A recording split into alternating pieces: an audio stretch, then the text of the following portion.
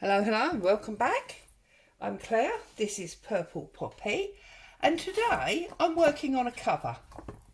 Now I've done some prep work because you all know how to cover an old book. If you're unsure, have a little look. There are lots and lots of videos online about how to do it. In fact, I just recently showed how to do it in the book to box video that I did.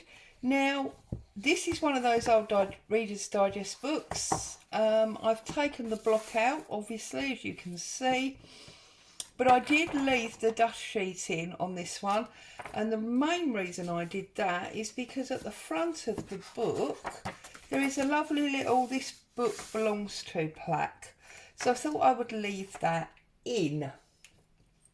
So this is just music paper.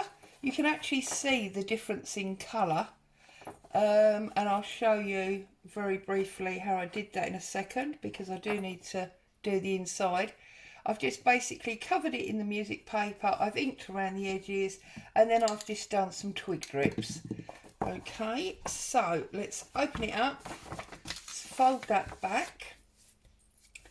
This is the inking bit that most people find boring, but I just want to show those that want to know exactly how I just made the outside. I'm sorry if I'm jogging the camera.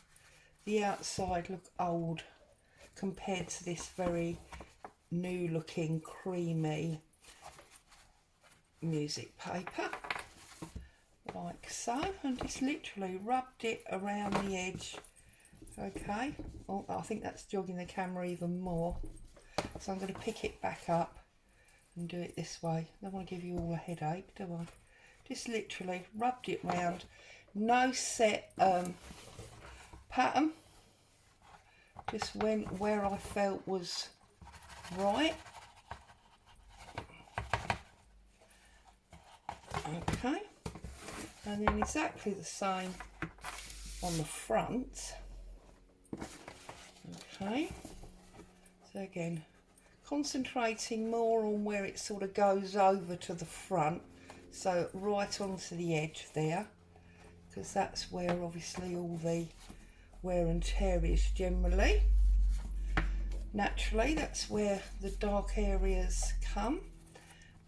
It's like the spine always tends to be very dark and warm. There you go.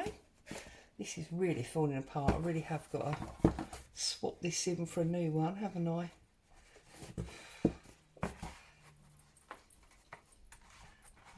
Okay. Now, obviously, we don't want any of the splatters getting on the pages that we want to keep or onto any of our other components. So I'm just going to have a little bit of a tidy up there. And I'm going to take this plastic sleeve and I'm just going to cover the bits that I don't want to use, and then rather than spray, you can spray if you want to, but I just basically flicked it. Okay,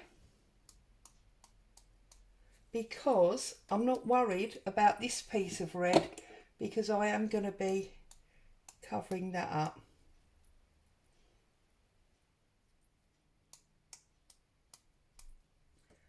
Sounds rude, but you always have brown spots on old paper. I don't quite know what it is. I've always sort of thought it was something horrible, like, well, anyway, let's not discuss that. Okay, and then just did exactly the same to the other side. Now, obviously, I don't want that to close down on the one we've already done, so I'm putting my glue bottle there. And then I'm putting my I'm putting my protection there as well. Is that going to hold? No, that's going to knock the glue bottle over. We need something a bit heavier. Will that do? Yeah, that'll do, you see? And then again, just put in some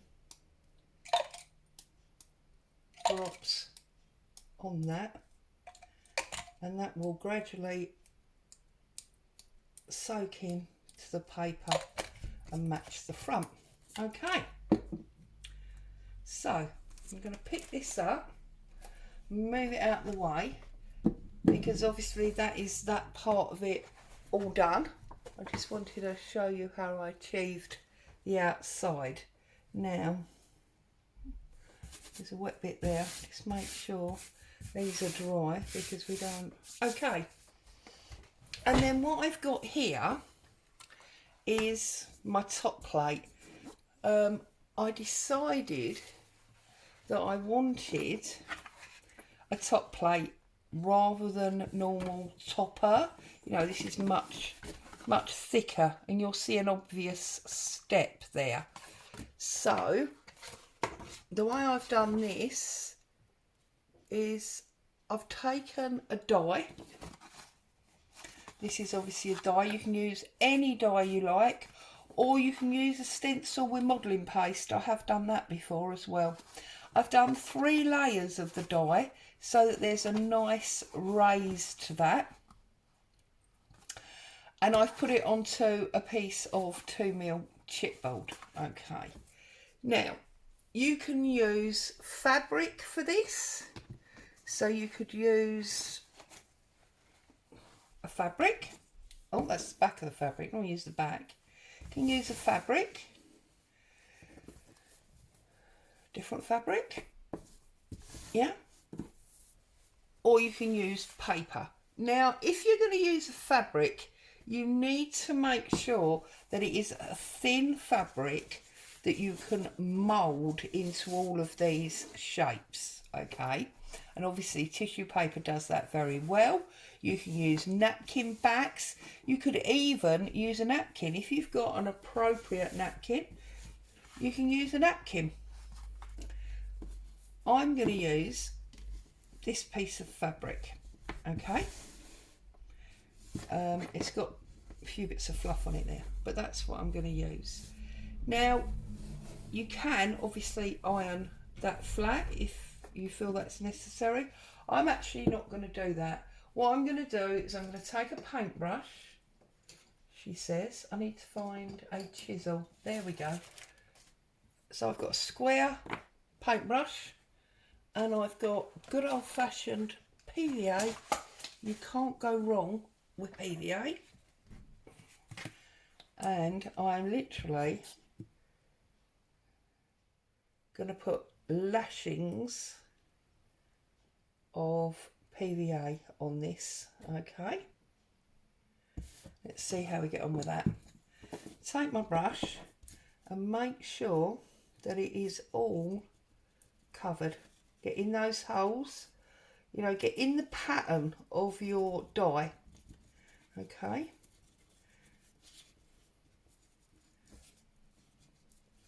make sure you get in all that patterning. Okay, right up to the edge. And if you've got a pokey tool, that's going to be quite handy for this as well. If you haven't, you might want to use, you know, a fat needle or something along those lines, because you are going to need to make sure that all your fabric or your paper, whatever you're using, is right down in all the detail of your die. If you're not in the detail of your die, you won't be overly happy with the finished result. Okay, so you can see I've got glue all over that, and that is starting to dry already. So I'm now going to pick up my fabric. Just want to make sure that it is all completely covered. Okay, like this. You need to smooth out round your die. Oh, I'm sorry if I'm jogging the camera, but obviously I need to get into all these crevices. Okay, turn it round. If you need to, pick it up.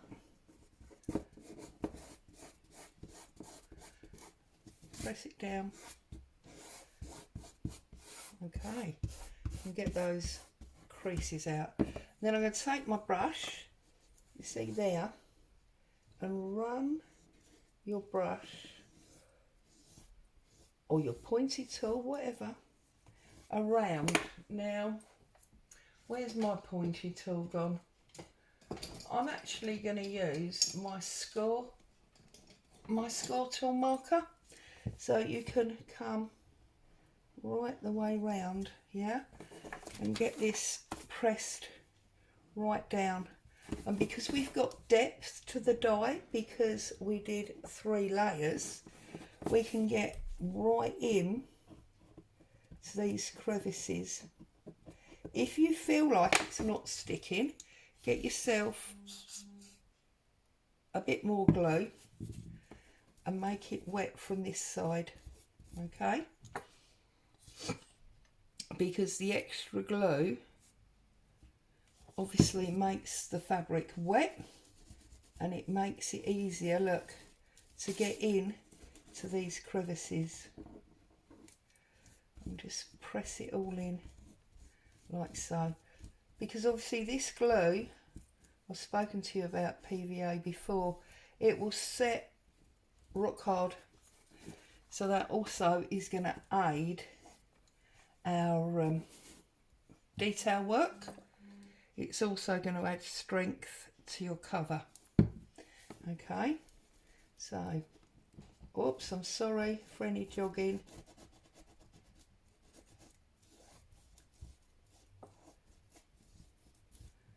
You see, it's now picking up detail that we didn't necessarily have before.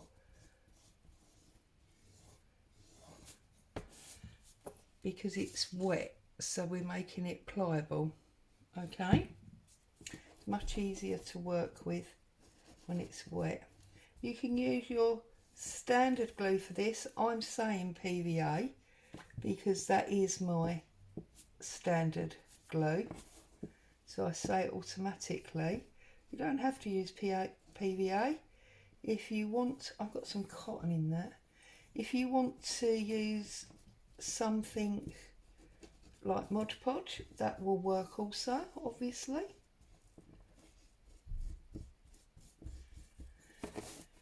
Right, get these ones down the bottom here, the other side.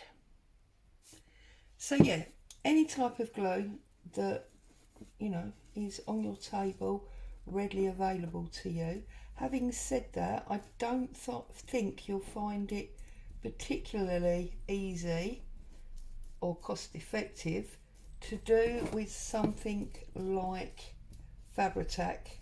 Those acetone glues won't work quite so well. And then I'm just going to take my tool, my pokey tool, my score tool again, and just work in this detail, okay? The fabric's nice and wet, it's got plenty of glue on it. There shouldn't be any problem at all. Just work it in.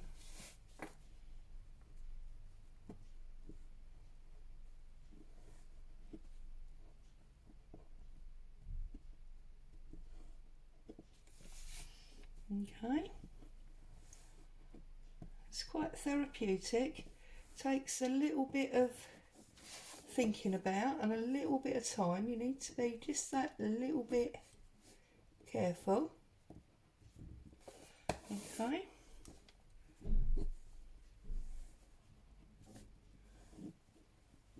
But if you're slow and steady, it will work a treat.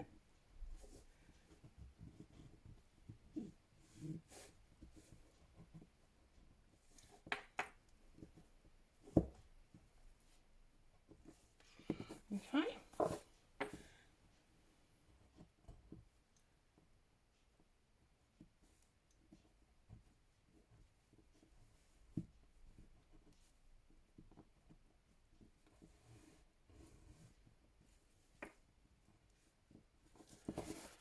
There's a little bit there that I've missed. I'm just going back. Okay.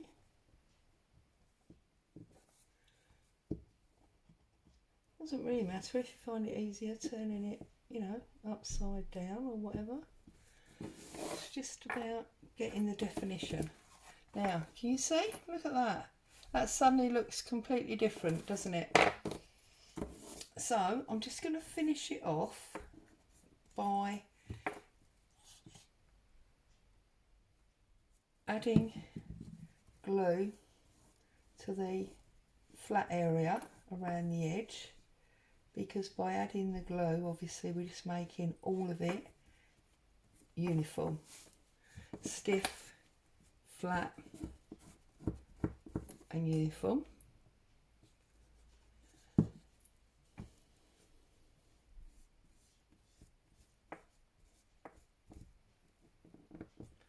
If you feel like any of those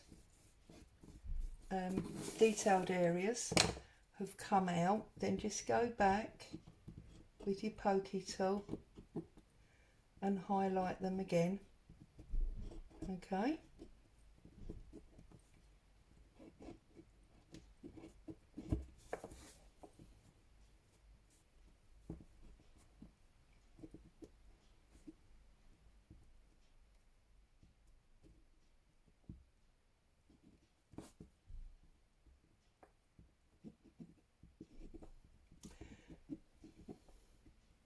This would work also wonderful with a die of something like a clock. An old vintage clock would look absolutely awesome in this. Just pressing it home. Reminds me of something out of a Sleeping Beauty movie, or Alice in Wonderland or something like that. It's a lovely die. There we go. And then we've got a little tiny triangle just in there. You may not be able to see them on camera, but when you're doing it yourself and it's right in front of you, it will be really, really obvious.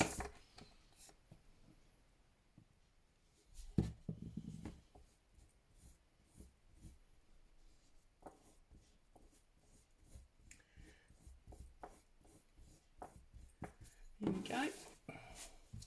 See, and that's where really it didn't need an iron, because the glue is obviously holding it nice and flat. Now the choice is yours. You can either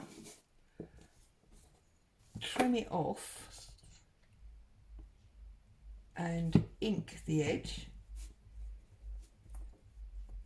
you know, down this line here.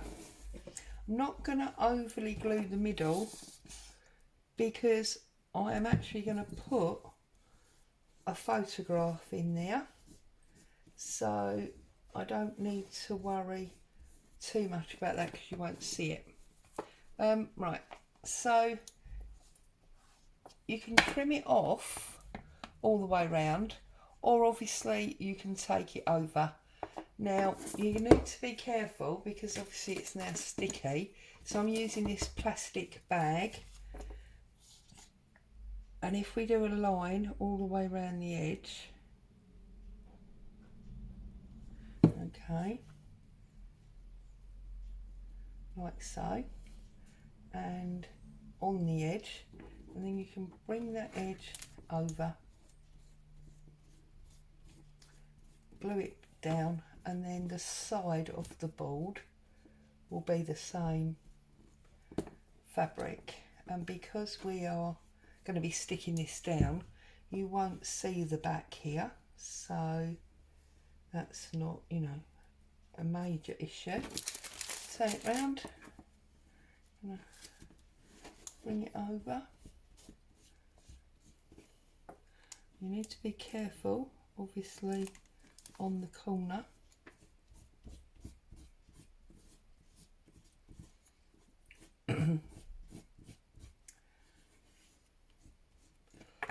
Okay.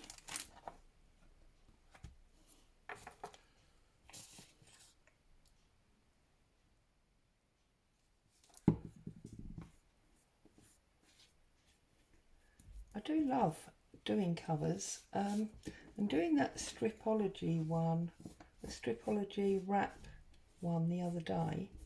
So it really got me in the mood for covers. I'm not overly planning journals at the moment. I've still got a couple of journals that I haven't sold, so I'm not planning new journals, but what I am really in the mood to do is covers. So I think by doing universal covers like this one, then it doesn't matter what journals I end up making, because they'll be suitable for those particular journals, so it's not really going to matter. Now this one is quite small, so I'm actually going to use my fingers to bring this one over.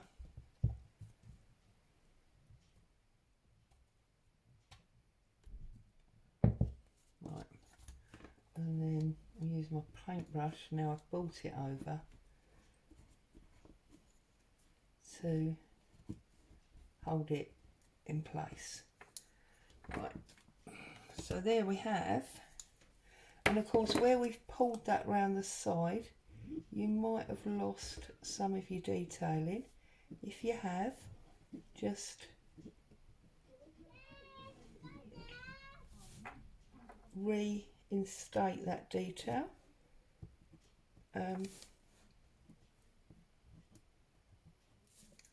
So that it's all back where you had it before you turned it over, basically. Whoops. You see, and while it's still wet, make sure you need to do it while it's wet, because otherwise, you know, it will set in the wrong place. But because it's wet, just be careful that you are highlighting the outline and not dragging the fabric. Okay, just have a little look. There's a little bit there. That one can, whoops, come in again. Okay, I think we are good. So straighten that up. Okay, get rid of this, and then this should now be dry. Make sure it's not overly sticky. This is now dry, so I can bring this in and I can position this where I want it. So I'm going to get my cloud glue for this,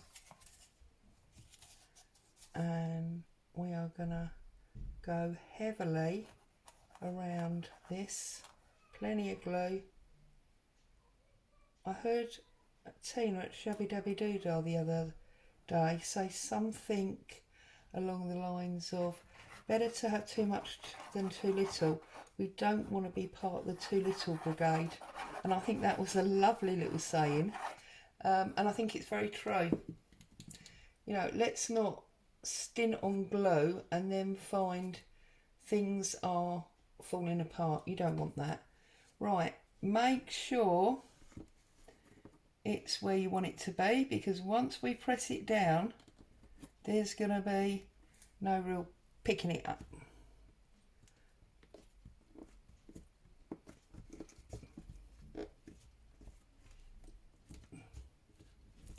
There we go. And obviously I do need to dig out my photograph.